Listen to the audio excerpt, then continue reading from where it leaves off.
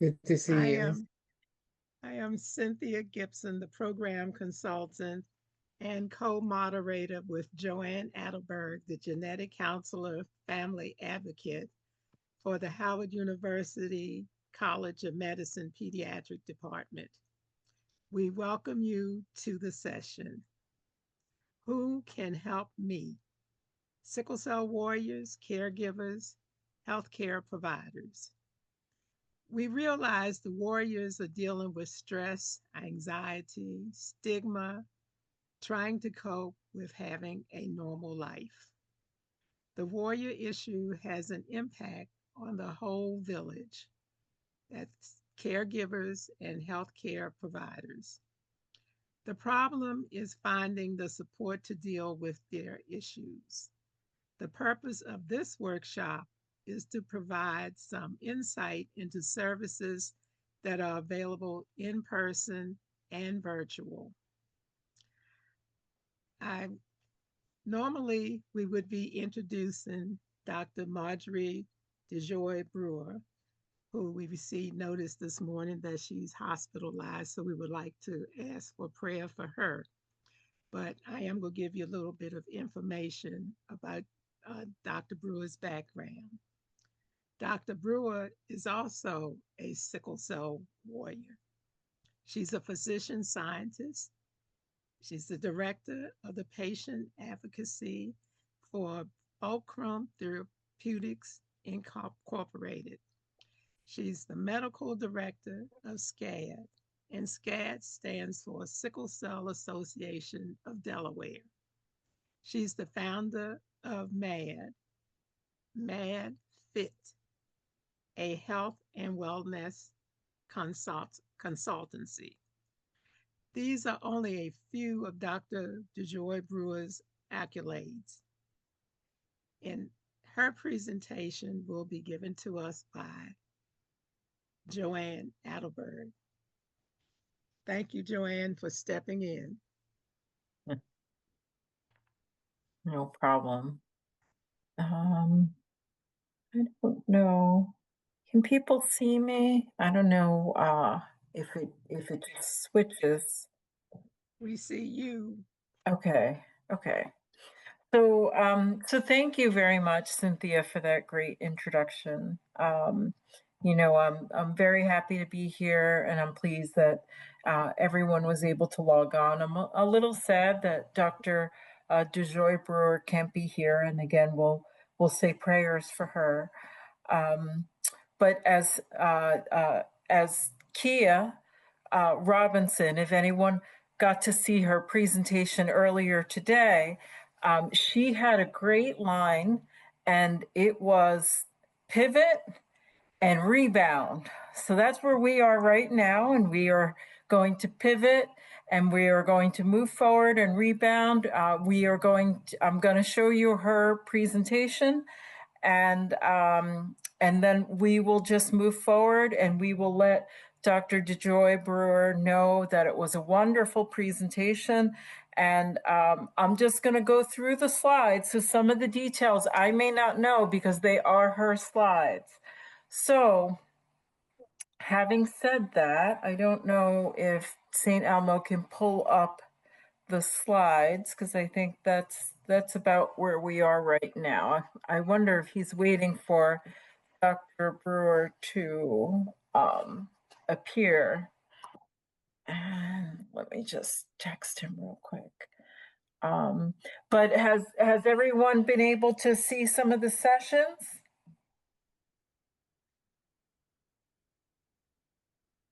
Yes. Okay. Unfortunately, I haven't been able to join in. It looks like some wonderful, exciting things happening, but are you going to be recording most of them or they're just a one-time event? I think they all are recorded. Um, so that'll be good. Let me just say pull up the slides. Sure.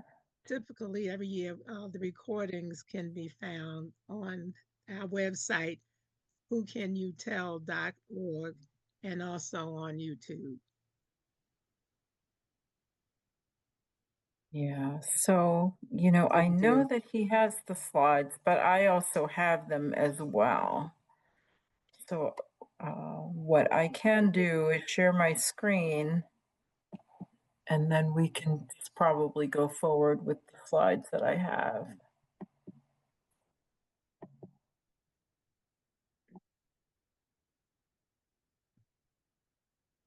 Okay. Can people see my slides? Or can see the slides? Yes. It's Okay. not it's not in presentation mode though. Okay. How's that? There you go. Okay. Mhm. Okay. Whoops. Okay. So, and if I could get rid of this, is that better? Looks good. Didn't change. Okay, great. So, I don't know if people had any chances to look at the website of what's on SCDAA, but I know on their website they have the I Believe in Therapy that's on there. So the I Believe in Therapy, I think, was put together with Dr. Marjorie DeJoy Brewer, but also with the Sickle Cell Caregiver and Sickle Cell Warrior. And I think that the three of them together kind of put these slides and the program together. So, and people uh, on this session may be able to speak to this as much as I will, but the I Believe in Therapy campaign came about because of the need of therapy in the sickle cell community. Many people need therapy, and I know that we have some speakers on this panel who could definitely speak to that. It shouldn't be a stigmatizing event to say that you believe in therapy and that you need therapy. So the care model for this came about that it needed to pull in several disciplines, be accessible, be evidence-based, coordinated, and comprehensive. And the I Believe in Therapy, the care model for it is a integrated behavioral health, psychosocial support in all healthcare settings, mental health support, support for academic and vocational goals, integrative health component, community-based component, and includes advocates and champions. The campaign continues in that it has the pieces behind it in terms of sickle cell specifically. They have the chronic illness and pain, the trauma, the unpredictability that we often see with those that we know who have sickle cell. Sometimes the crisis and the problems come up, and there really is no predictability behind it.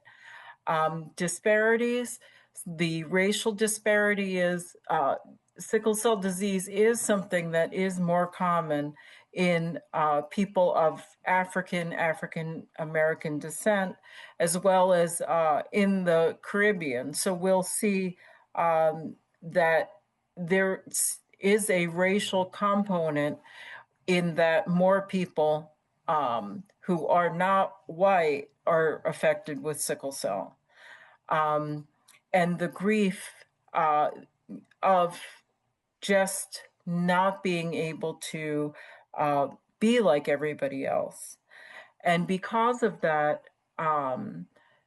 it can lead to things like, depression, social isolation, a sense of helplessness, people who feel like suicide could be an option. They have anxiety, psychosis, PTSD. So some of those are some of the things that are seen with our sickle cell families. In addition, the I Believe in Therapy campaign, it's more than just the videos that's online. It also is a toolkit on self-care and counseling. The toolkit's importance lies in the ability to empower individuals to prioritize their mental health. So when they focused and they looked at the history of this campaign, they looked at year 1, year 2, year 3, and now I guess it took at least 4 years to pull this together. But they, talked with people in the sickle cell and Black community. Then they centered on the education through the workshops, creating a book, and then they expanded to the caregivers and the warriors, clinicians, people who are involved in the sickle cell community. And now building and expanding the movement, pulling all that information together. And in the end, what they came up with is therapy is not a weakness, seeking help is a strength, culturally competent care is essential, and there's something for everyone. So this video, I don't know, I have the video, but I don't know if St. Elmo is available or Lasan is available to play the video, but I can pull it up if Maybe try clicking on the screen. Sometimes it plays automatically if you click on the middle of the screen. On the screen. Does it let you know? No. I do have it saved. So why don't I go through these slides and then I'll put on the video right at the end. There are not that many slides.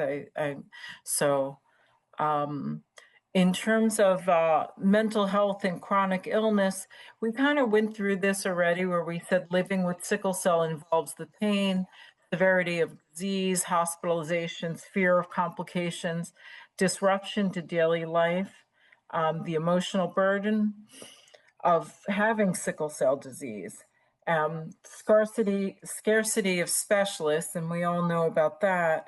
It's hard to find these hematologists, and also the loss of identity where, people who have sickle cell, they feel like that's all they have, and they're only called someone with sickle cell disease rather than, what they do or who they are.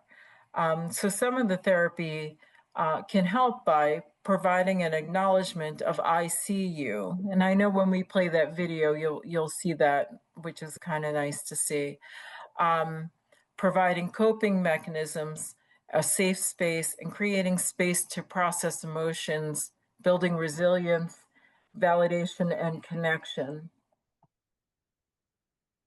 From the caregiver's perspective, and again, many on this panel may relate to this, the caregivers have challenges as well.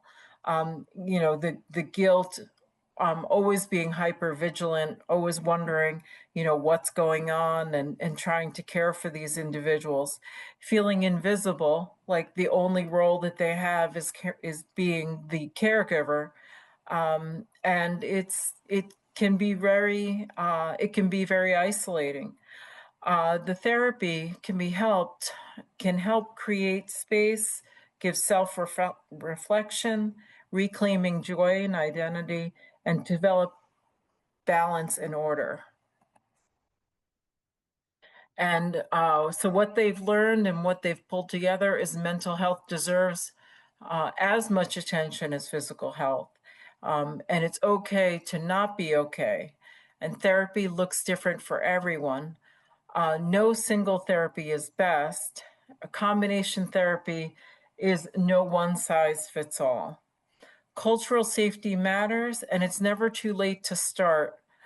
Connection is essential, and therapy is not linear, and we are each other's resource. The levels of mental health care. Check yourself. A number is a good place to start. There are different levels of mental health care. Make sure the needs match the level. Unmask, ask, and advocate. So just looking at this, you can see where healthy, reacting, injured, and ill, and how that moves from the least restrictive environment to the most restrictive environment.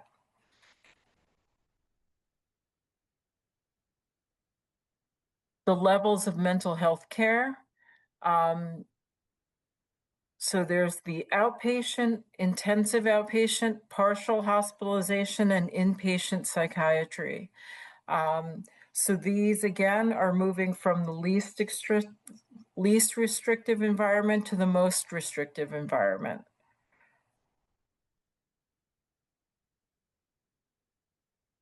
The self-care and social support. When you're healthy and normal functioning, you'll see the normal mood fluctuates. You take things in stride, consistent performance, normal sleep patterns, physically and socially active, usually self-confident and comfortable with others.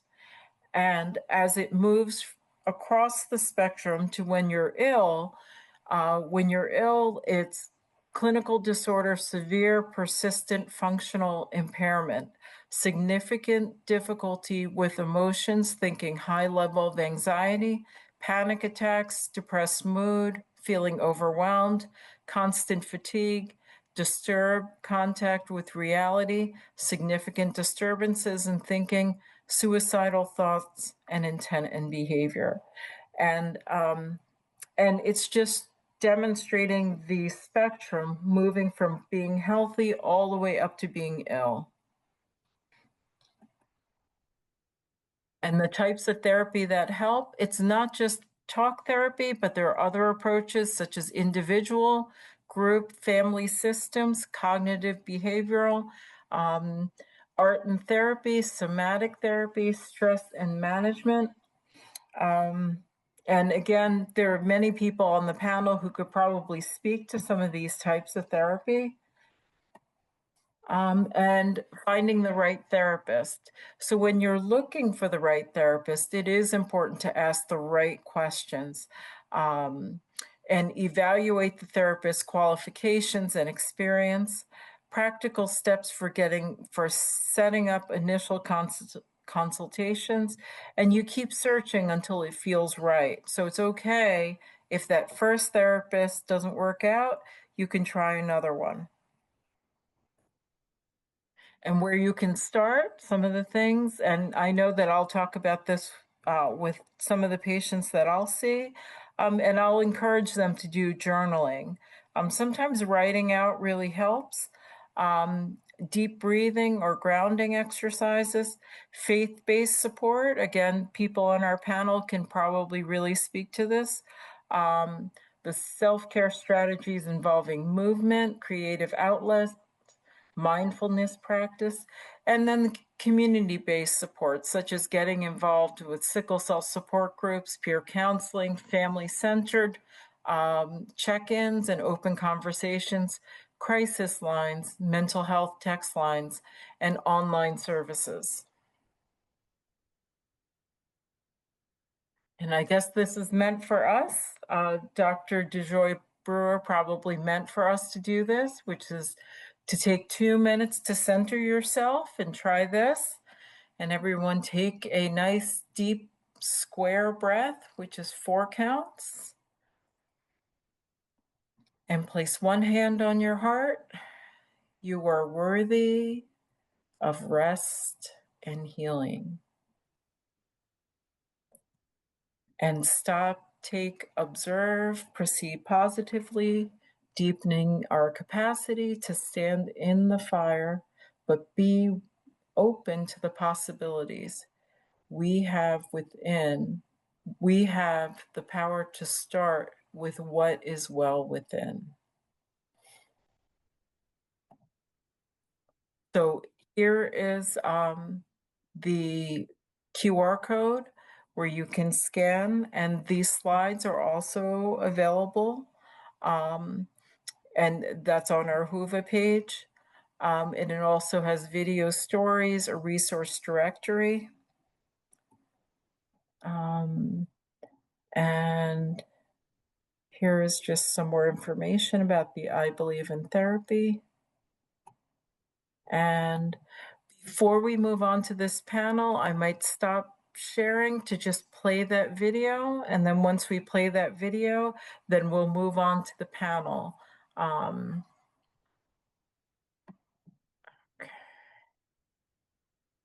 And let me just find.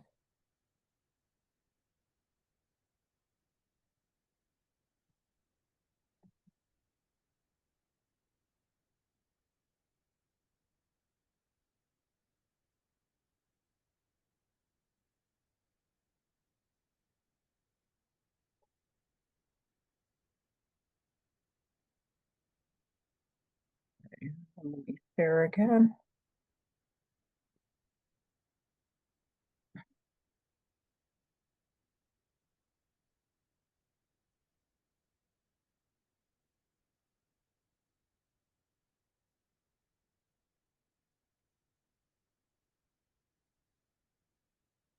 Okay. Can everybody see this? Yeah. There's no sound coming out though.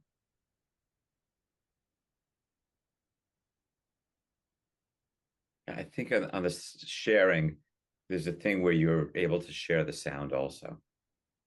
Okay. Let me try to find.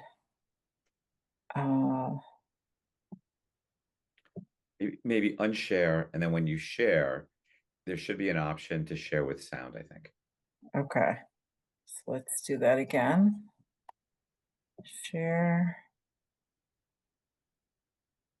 Okay, I see it's share sound. Thank you.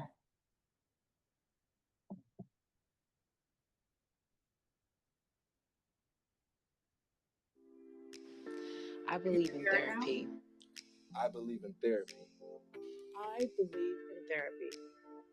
I believe in therapy. I believe in therapy. I believe in therapy. I am in therapy, and therapy has really helped me with being a mom to a 7-year-old warrior. I'm in therapy, and therapy has helped me cope with my challenges as a patient and a physician. I'm in therapy. Therapy has helped me with advocating for sickle cell as a sickle cell warrior. I am in therapy. Therapy helps me with my mental health with sickle cell disease. I'm in therapy. Therapy has helped me heal past traumas as a sickle cell warrior. Therapy has helped me power through survivor's guilt and adjust to my new identity as a stem cell transplant survivor. Therapy makes a difference. Therapy makes a difference. Therapy makes a difference. Therapy makes a difference. Therapy makes a difference. Therapy makes a difference. Mental health is critical to overall well-being, and it's no different for individuals living with sickle cell disease. In the United States alone, over 100,000 people live with sickle cell disease. Remember, mental wellness is just as important as physical wellness. The Sickle Cell Disease Association of America is here to support you every step of the way. Visit sicklecelldisease.org to learn more about how therapy can make a difference in your life. Together, let's prioritize mental health and thrive on our journey with sickle cell disease.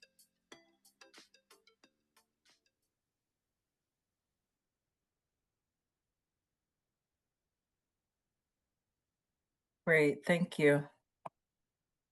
Can you guys hear me, see me? Yes. Okay, great. So I think what we're going to do is probably start by doing introductions for the panel. I know that our IT has the slides. Hopefully everyone has their slides as well. But we can get started and just, have everyone introduce themselves. And Kemi, I know you have a long name and I don't want to mispronounce it. So that's one of the reasons why I said it's better for you to do the introductions yourselves. And if you have your slides handy, I can look for them. I don't know where our IT person is, but did everyone send slides, or is there someone who did not send slides? I didn't send. Okay. So why don't we start with you then, David, and I will try to find the other slides while you introduce yourselves. Okay. So I'm David Husick, and I run two things. I run one STD Voice, which was the website in the background that Joanne had up. That's been supporting the sickle cell community since 2018. And I also run a weekly live patient education and support program called Somebody to Talk to. And each Thursday night, we have a session where we try to teach patients a skill and give them a chance to talk and share their truth and what they're going through. We try to inspire and provide a community. And we've been growing we started with 5. Now we get about 50 to 60 people each week. But that's my introduction. Great. So, Reverend, okay, go. Oh, no. Do you want to say something? No, I didn't know if I should. I'll wait and you tell me when I should present, I guess. Okay. And Reverend Dr. Lorraine Brown. Good afternoon, everyone. I am Reverend Dr. Lorraine Brown. I am the founder and co-founder and executive director for Project Spirit Sickle Cell. We are located home-based in Maryland, but our reach is across the country, and we even have participants and chaplains in Africa. So what our work is we're spiritual in nature. When I left the federal government, I went into seminary and I got my master's. And during my master's, I did some surveys and some focus groups. I then went on to get my doctorate in ministry and focused on spirituality and sickle cell disease. Did a pilot, which led to becoming incorporated as a 501c3 in 2021. We began with one group, a support group, which was the spiritual support group, which is still in existence. We then continued to recruit and train chaplains so that they're very much sickle cell chaplains. They have training on sickle cell disease, on modifying treatments, and on chaplaincy as it relates specifically to the needs of individuals living with sickle cell disease. We provide one-on-one support. In addition to the spiritual support group, we also have a transformer group, which is a group that came about when we started talking with NIH and Johns Hopkins about individuals who were getting the modifying treatment. And then when they were finished with all their days at the institutions, they were just kind of left out in the desert. And so we became an organization that picked up and brought warriors together to just be able to have common discussions. We just recently started a men's support group, which is going very well. And then just about a month ago, we started a caregiver support group. Our emphasis is on conversation, but it's free. People are free to bring in God and how spiritually they're coping and surviving. So that's kind of my introduction. Great. Kemi, you want to introduce yourself? Yeah.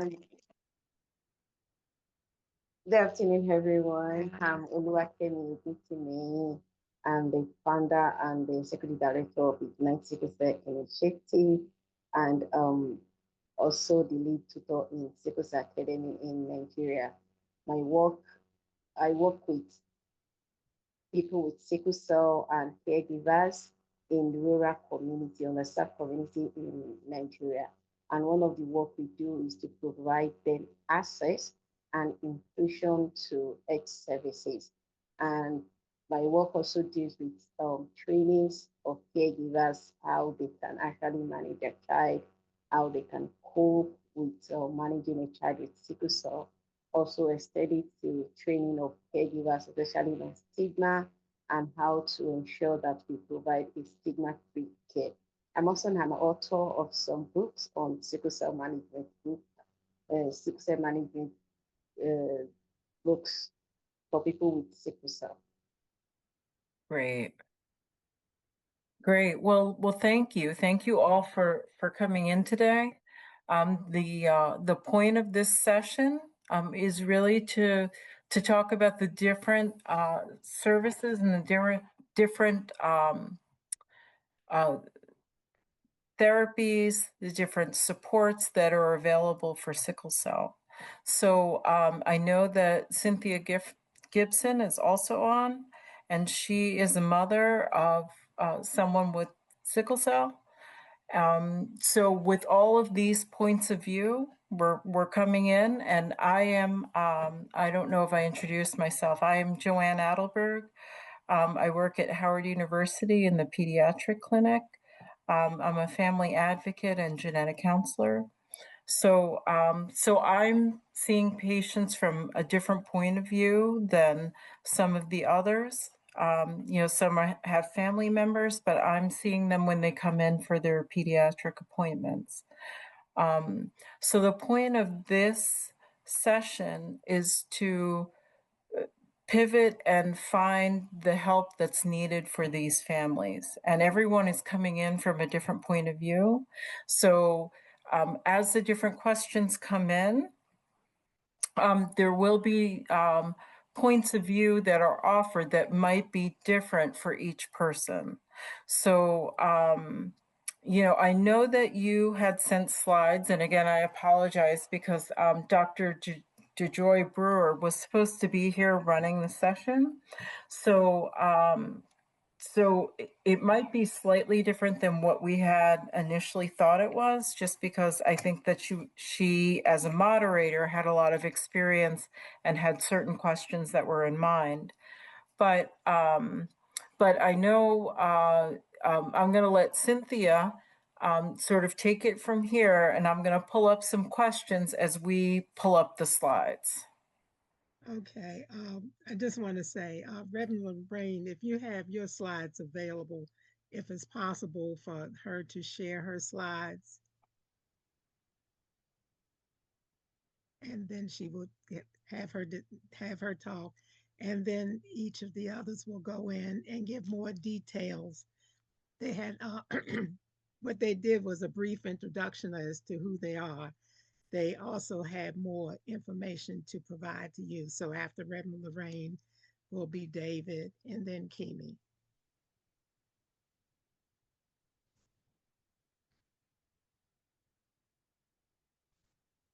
Can you see my slides? We can see them. Yes. Okay, perfect. So just giving a more visual of what I kind of spewed off in the introduction, we are about spiritually supporting, and we have chaplains. We have about 10 to 12 chaplains who work with Project Spirit. Our name, Project Spirit, tells what we do. Spirit stands for Sickle Cell Pastoral Intervention, reaching individuals in transition.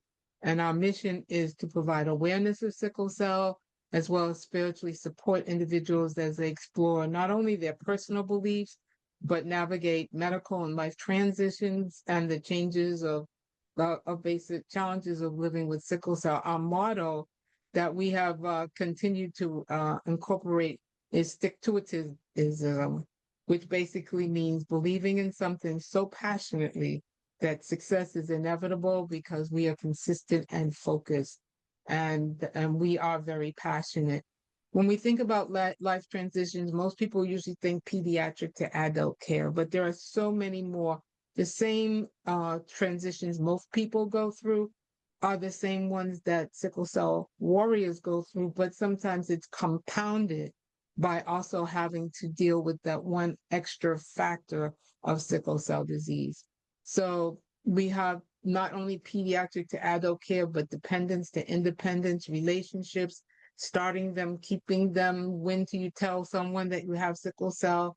And what are ramifications when you don't? Starting a family, not being able to start a family, relocating a residence, being employed, or is the choice being an entrepreneur because you can set your own schedule?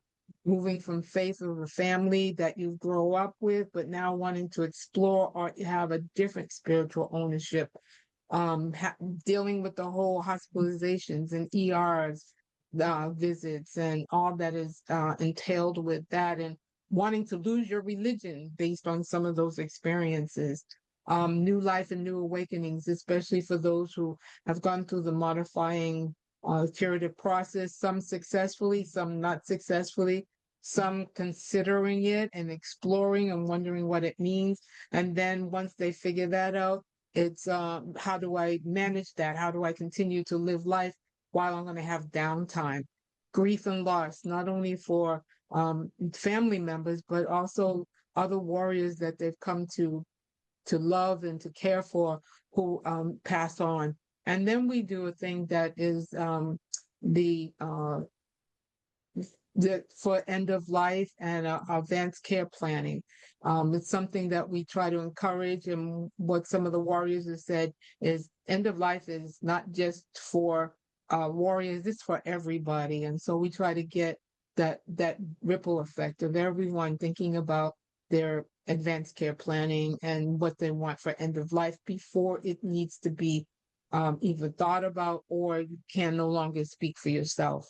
One of the things that we found in putting this all together, we started as a research in 2015. And as we were doing the work, we realized that people needed to know what's the difference between religion and spirituality. Some people are spiritual and religious. Some people are neither spiritual or religious. We found out that a lot of young adults are spiritual. They don't consider themselves religion because religion is more about institution, traditions, and doctrines. Some people were born under that, and that's not the way that they want to connect with the higher power and higher being. So they outwardly connect with through that individual experience, not so much with community or forced community, but a different kind of community. Whereas spirituality is usually about the meanings and having meaning and purpose in life connected with others and experiencing deeper inner peace and harmony.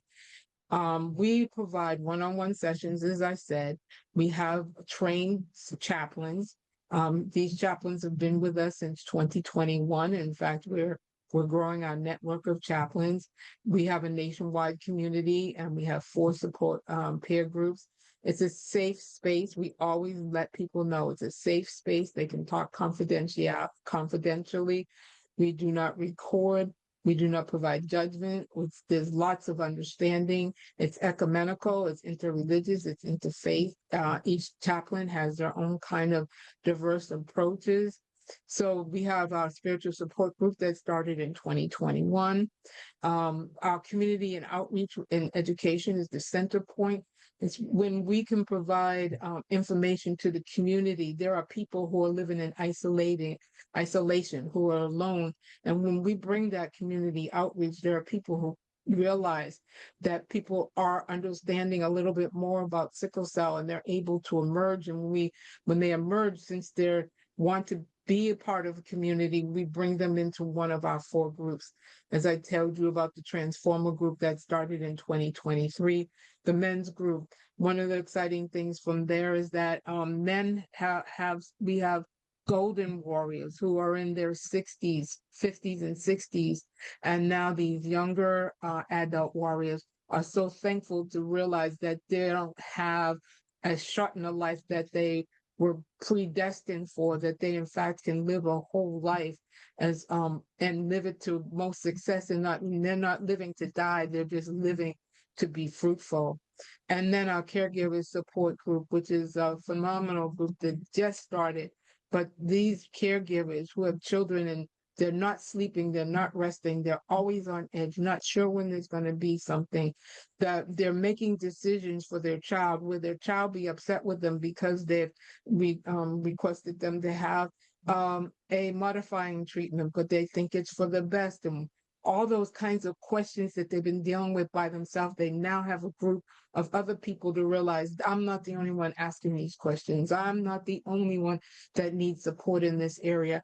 And all of these groups are able to get weekly, bi-weekly devotions sent to them that they can just meditate on their own. And sometimes it's brought up in the groups. And so that's how we bring that spiritual peace. We don't throw it down their throat, but we do make it available to them. So basically, spirituality can positively predict resiliency. It provides hope, meaning, and a broader perspective of life. It helps to strengthen one's resolve through meditation, mindfulness, and prayer practice, just like the other types of services. Our services is free of cost, so anyone can join. They can stay with the groups as long as they like. They can join more than one group. And what we're finding is that spirituality tends to deepen and grow stronger when they go through their experiences, and they don't have to go through those experiences alone. So it gives them a new prospect on what matters most in life. And that's the end of my presentation. Thank you, Reverend Dr. Lorraine. Questions will come up later. At this time, David will speak to us about his organization, Someone to Talk to. Okay. I'm going to share my screen. Let me see if I can, give me 1 second.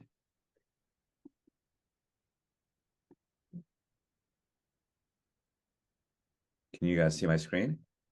Yes. Yes. Okay, so I did this presentation in the spirit of the conference about stigma and overcoming stigma, one conversation at a time. And like I said, we run a weekly patient education and support program that meets every Thursday night over Zoom. So there's two types of stigma. Okay, so stigma, one of the heaviest parts of living with a chronic illness like sickle cell or HIV is it shapes how the world sees you. It shapes how you see yourself. And what I want to talk today about is how we can weaken stigma. And it often starts with one simple thing, a conversation, a space where you can be heard, seen, and understood. So there are two types of stigma, two sides to stigma: an external stigma, in which there's judgment that comes from the outside world, that the comments, the misunderstandings. And then there's internal stigma, which is what grows inside when those messages soak in. It becomes self-doubt, it becomes isolation, and it becomes the belief that something is wrong with you. These two types of stigma feed each other and can make even strong people pull away. So our instinct to withdraw. In nature, when a lion becomes injured, sick, or unable to keep up, it quietly separates from the pride, not because it wants to disappear, but because it believes it is protecting everyone else. Humans do this something similar. After a diagnosis, many people step back from the community. They don't want to worry their families. They don't want to be seen as a burden. And that instinct is natural, but it's also dangerous. On our own, the world can be dangerous and a scary place. Once you separate yourself, the world can feel frightening. Even every problem becomes bigger. Every challenge feels heavier. And internal stigma gets even stronger when we face everything alone. The old narrative says that you withdraw and survive as long as you can and try not to slow down the pride, but we can rewrite that story, right? I mean, I love those kind of documentaries like Serengeti, where you see what goes on with the animal kingdom, and we're no different, right? Right? We're just like a part of nature, and it's been going on for thousands of years, right? And I see it. We support a disease called amyloidosis and Duchenne muscular dystrophy also. And when they get this disease, they pull away, right? They don't want to bother other people. And isolation, they say, is the equivalent of smoking a pack and a half of cigarettes a day. It contributes to more overall mortality significantly. We're trying to change the narrative. And we've got technology and tools to do it. So what if the lion didn't have to go into the wilderness alone? What if instead it found a new pride waiting? Lions who have walked that same path, lions who have their own scars, lions who say, "You're welcome here." That is the power of finding a new community. It gives you a place to land, a place to breathe, a place where you don't have to explain yourself. And that's what we do with our program on Thursdays. Everyone there is there for the same reason. They're facing similar life challenges, and there is no stigma because you're among your people. So when you surround yourself with people who understand your journey, something important happens. The internal stigma starts to fade.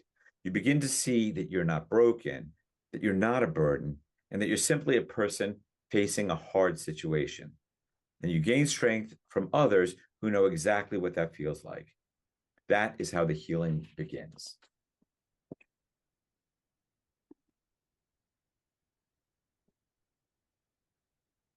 So what you can do is, we once had a presenter on. She was 26 years old and she lost her husband very, very suddenly. And she said, it's important to have two sets of friends. One set of friends that know exactly what you're going through, and you can talk about anything with them. But it's having that first group allows you to have a second group, which is having a group of friends that have no idea what you're going through, and you can laugh and joke about movies and share your experiences and connect with both groups, right? Both groups are healing. So once you feel supported, something else becomes possible. You can reconnect with your original community. You can find your voice. You can explain what your needs are without shame. You can advocate for yourself without fear. The new tribe gives you the strength to return to your old tribe in a healthier, more confident way. And this is how stigma loses its power, not through silence, but through connection. That's how we get rid of stigma, one conversation at a time. And I'll finish off with this. That's exactly what our Somebody to Talk to sessions are designed for, a place where people living with sickle cell and other chronic conditions can connect, laugh, share, and support each other. These aren't pity parties. A place where there's no judgment, a place for no requirements, and a place where you can find your people. If you're looking for a tribe, we'd love for you to join us. Tomorrow night, our session is about music art therapy, healing through rap, rhythm, and storytelling. We've got Charles Eclipse Barnes. He's going to share his experience and how music has helped him get through difficult times. Last week, our session was about food insecurity, and we had Tamika Harrison Garcia do an excellent presentation. And we also did a session last week with the amyloidosis community about end of life. And it's important to have these important conversations so that we can go on living our lives. And that's it. That's the presentation. But we'd love to have you join us. It's an incredible group of people. Each week we get bigger, and you're welcome to join us. Thank you, David. Yeah. At this time, we will have Kimi, and her organization is the Sickle Cell Initiative, and she's coming to us from Nigeria. Okay. Thank you. I I'm not sure I'll be able to share my screen because I'm using my mobile device and the presentation is not on it. Can I go on? Yes, you can go on. Okay, so Ignite Sickle Cell Initiative is a patient-led organization that is committed to actually work in the underserved community. So when we started our organization, we realized that the people and the underserved community do not understand what sickle cell is. They don't actually understand the diagnosis, and many times they put it as a spiritual problem. So instead of them to, when a child start having the symptoms of sickle cell, instead of them to go to the hospital, they rather go to the herbalist or to go to the church where they look for spiritual solution. And because of that, there is a lot of stigma attached to this kind of children where they believe that they were sent out from the devil, they were sent, it's actually because their parents sin, or it's actually because of a demonic activity. That is the reason why they have a child with sickle cell. And that is exactly why the Ignite Sickle Cell Initiative decided to come. Why were you able to solve this problem? The problem is for us to start educating the community, rural community, moving from community to community to try to tell them exactly what sickle cell is and trying to create a support system. Like, fighting, because when ignorance is the major cause of stigma, it's important for us to actually educate the people to be able to know what sickle cell is so that they can reduce the stigma in the community. So fighting stigma through community education, protecting the patient right, educating the community leaders, educating the religious leader, educating the healthcare leaders, and educating the caregivers so that all form of stigma are being all form of stigma are being addressed at the same time. We empower family with knowledge, improving access to care, and giving a voice, warrior voice in a decision. So through this, we will be able to create a community where we have a one once a month program where we have a support group where people come to be able to learn. And with this, we are able to create a kind of mentorship program where people who are able, who now understand what sickle cell is, people who are now doing better, start to mentor other people in their community. So if you're in for community A and we have somebody who has successfully who have graduated from the university, that person become a mentor for that community where other people can go to ask questions. Other parents can be able to see that person as a sign of that this is not the reason. This cause is not because the parent, it's not because it's a spiritual problem, or it's not because there is a cause, and see that as an see it as a point of contact and somebody they can look up to. And because of that, we decided to start having a lot of parents who are very, very hopeful, who start begin to have hope, who start begin to understand what this is and begin to increase access to it. And another point is that a lot of people do not have access to care because of an other on the sub community that we serve. So we've been able to work with the government to be able to create a form of access where we register them. Some might not be able to pay for the hospital. We register them under the health insurance with the state government where they can easily have access from the primary health care to the tertiary institution. All right. And another thing that we are able to do is to actually take this sensitization to schools. A lot of people are not able to go to school because of stigma. So some schools reject people with sickle cell. They don't want to take them in schools. Some principals doesn't want to take a child with sickle cell because they believe that it's either they are going to die in the school or they are going not to they don't want people to mingle with them. So we start a school sensitization program where we educate the teachers and also educate the students separately. There is a program that we have for the teachers. There is also a program that we have for the students. So we do trainings for teachers and also do trainings for the student. And because of that, we've been able to actually reduce stigma and be able to have inclusion of people living with sickle cell in the society. And some of the challenges that we have is because therapy, accessing therapy is kind of difficult for people in the other sub community. Why?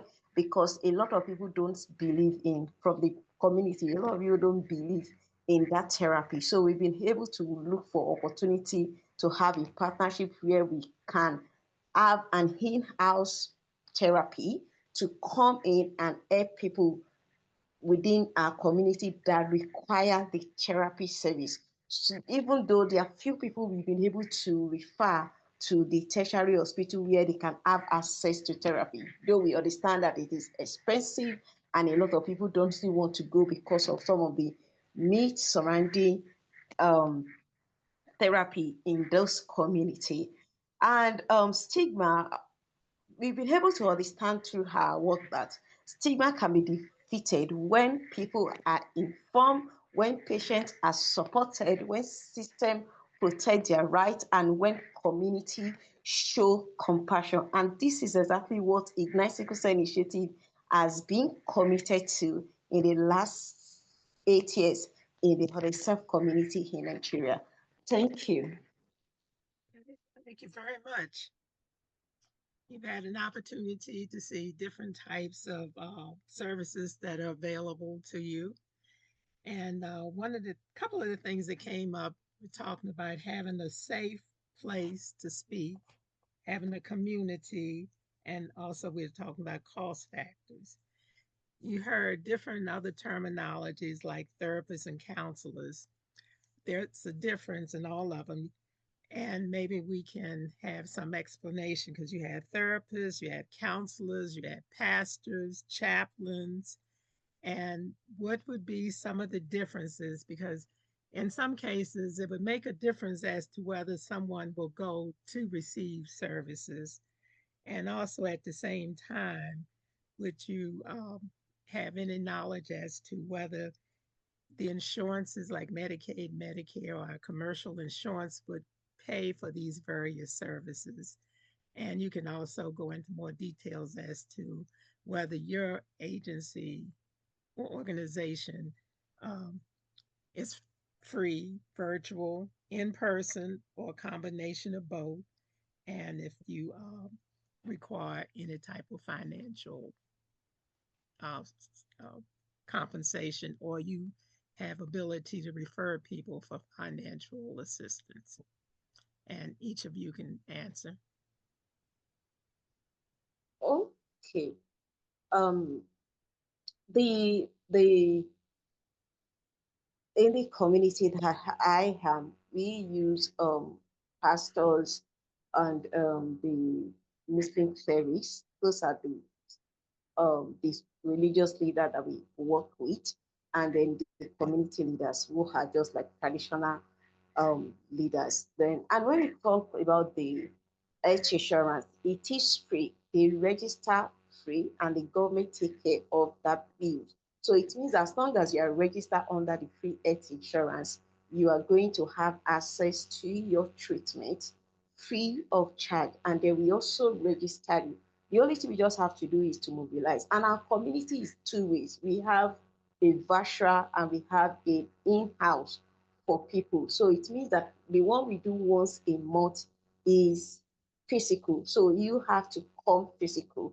But because of distance and then because some people don't have access to smartphone, so those people that don't have access to smartphone, they can come physically at any point in time. And people that have access to smartphone or who have relocated, we have a virtual support. We also have this support for both caregivers and people with sickle cell, where they are safe. They can actually be able to open up about their challenges, somebody that have experienced it, be able to guide them. And as you grow within the organization, we have different type of mentorship group where some people have learned and be able to become mentor. Then we also work with other or people. We work with genetic counselors. We also work with the doctors, with the nurses who are able to, in time somebody needs maybe a psychotherapy, they are able to refer immediately. Okay, thank you. Anyone else want to respond? Oh, Dr. Brown, do you want to go first? You're muted.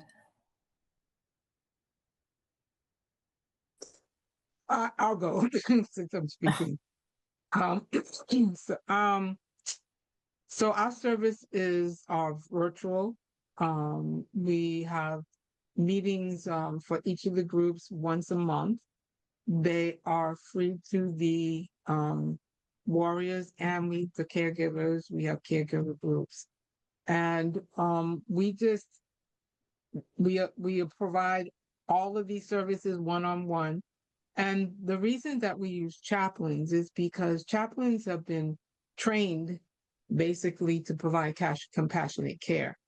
What the level of training that they may not have that they get through Project Spirit is the ability for individuals who live with sickle cell not having to come and educate the person on sickle cell, which I just recently heard someone say that they have a therapist who they had to at least first kind of give them some information on sickle cell, whereas our, our chaplains are trained so that we're able to talk with individuals where they're coming from with a level of understanding.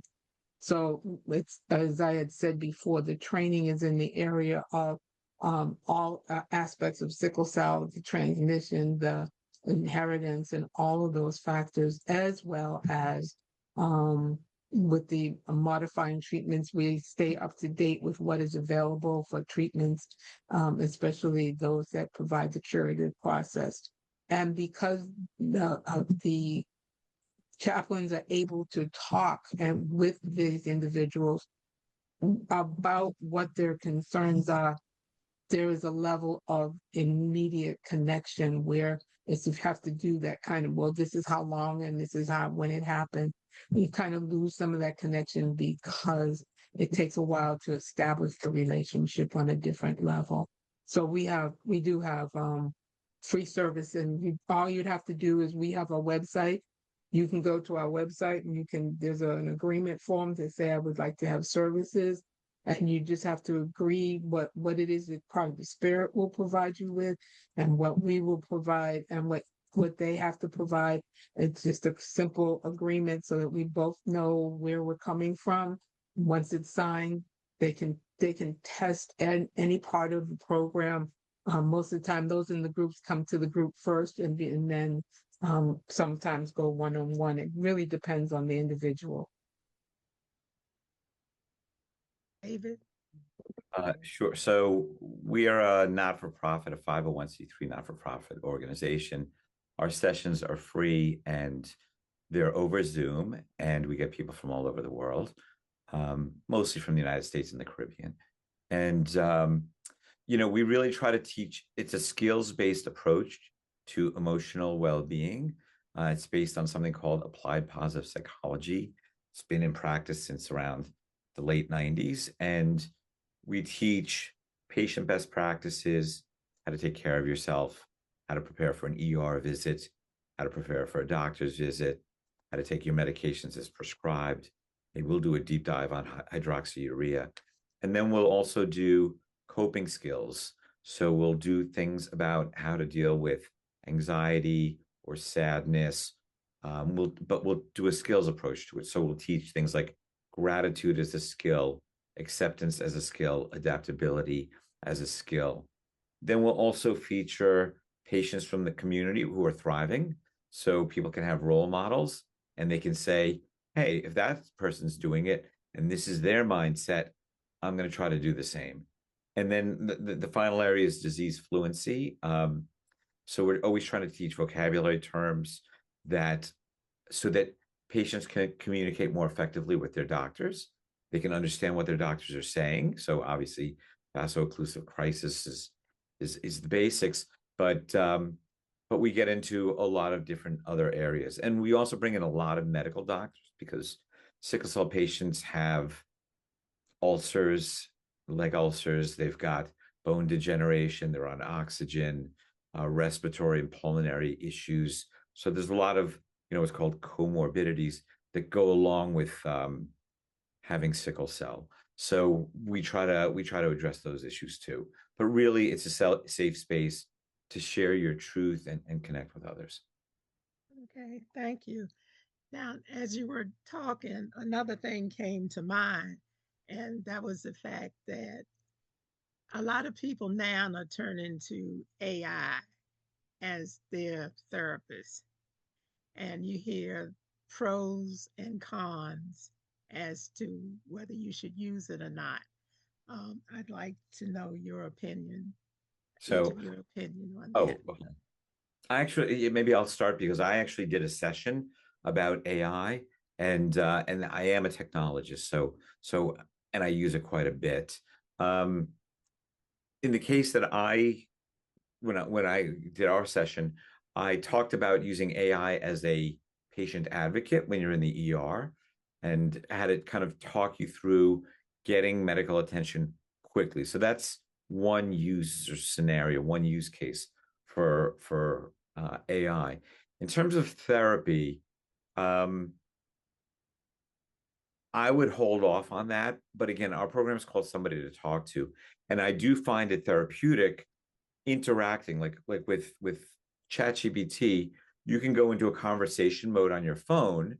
You may have to have the paid version for this, but it becomes very conversational, and just getting the words out of your head and having some sort of feedback is very helpful to break that cycle in which you kind of like are worried about something, and that takes you to step two, which takes you to step three, which takes you to step four, which takes you to step five, and then you're back at stage one, and you start going in this downward spiral of negativity. So I do think that ChatGPT and Google's Gemini, when you put it in conversation mode, and that I believe is free, um, there is a therapeutic aspect of it, and it does give you good insights. Um, and it is a good sounding board. I would be reluctant to say you can trust it as a therapist, but it is good to verbalize and get feedback. And if you do it, there's ways to prep for it, which is a different conversation. Okay. I just got word that we're getting close to our ending time. So I do want to open the floor to the audience. If you have any questions, would you unmute and ask your questions?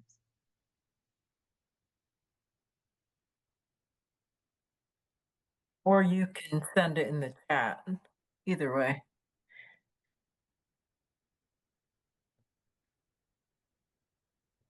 Okay.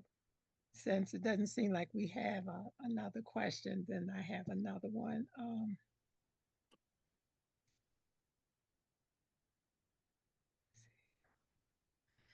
As parents, and that I would just like to say, I did take my child to therapist on the recommendation of his neurologist because he had had a stroke.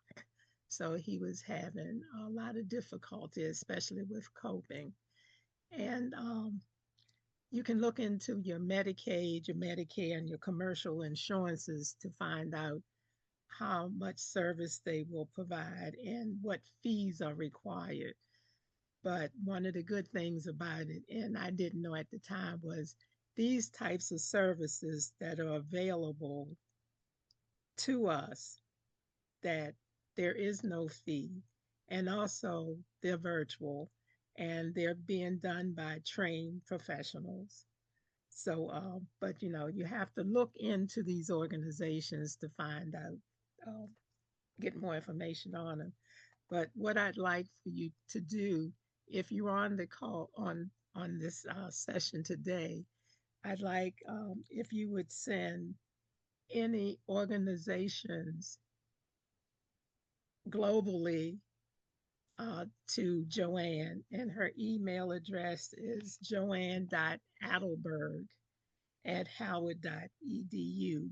And Adelberg is spelled Adelberg, because what we would like to do is to start compiling a list of resources that people can turn to, because that's one of the things as parents, professionals, warriors, caregivers, we know we need help, but we don't always know where to go.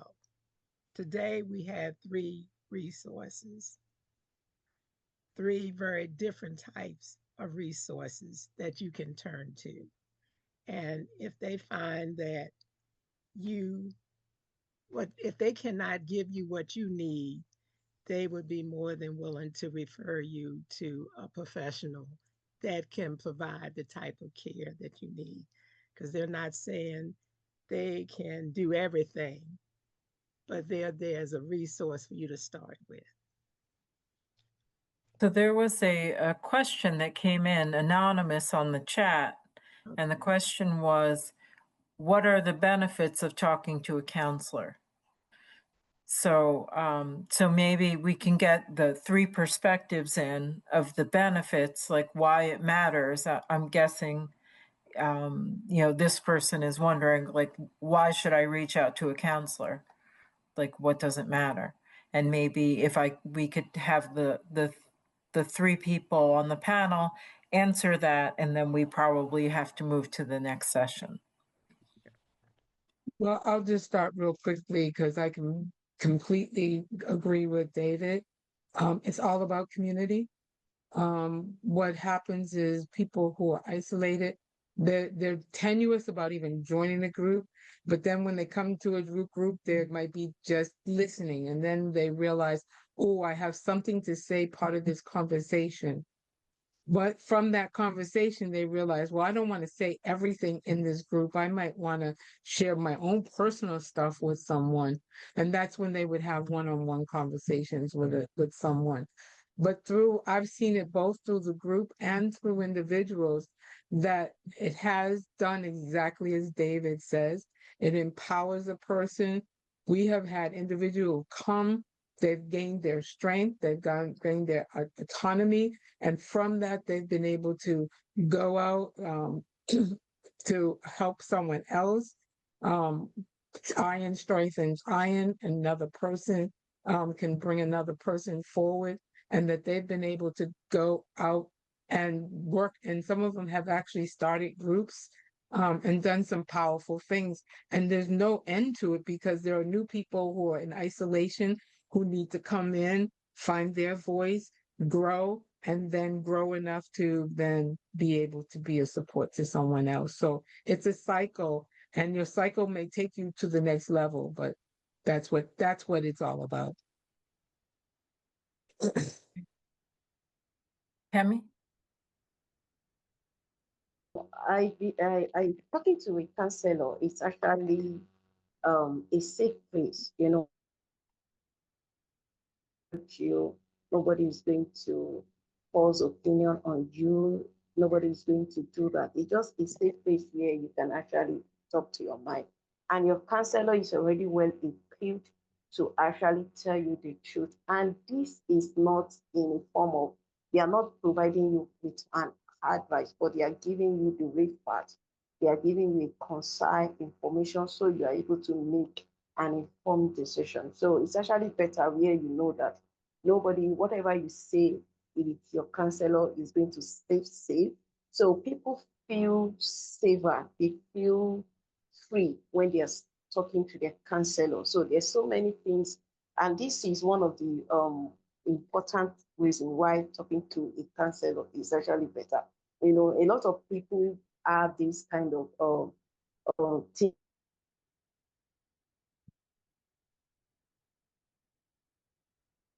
Maybe she froze.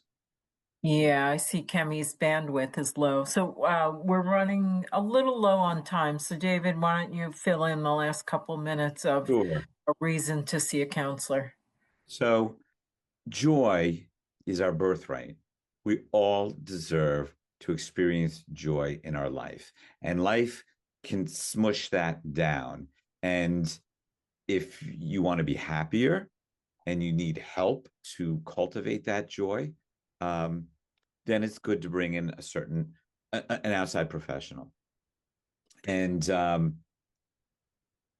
we get one life, and how do you want to live it? Do you want to live it on your own terms and experience joy and share joy and spread joy and connect with others, or do you want to stay within your own little world and deal with the anger and the frustration and all the things that life throws at us? So I highly recommend it to everyone, to take an active stance on your own emotional and psychological health, and reaching out to others it's a strength, not a weakness. Right. I want to say thank you to our panelists, David, Reverend Lorraine, and Kimi, for being so informative to us today and giving and enlightening us on other resources that are available to us. And thank you for my the co-moderator, Joanne Adelberg, and myself, Cynthia Gibson. And you have a break for about 10-15 minutes, and then our next session will start at 3:15, and the title of that session is Survival, Faith, Identity, and Aging with HIV. And Joanne, you got any last words? No, other than thank you so much for participating in this panel today. I see that Kimmy appeared again, so we're getting ready to head out to a break, and then we're going to head back in for the next session. But if you have things that you want me to put on the Hoover site under this particular session, please send me your information and I'll make sure to compile it so it's there. I'll do that tonight so that people can look at it before the last day of the conference tomorrow. Oh, and don't forget to complete your evaluation. Correct. So thank you very much, and we'll see you on the other side.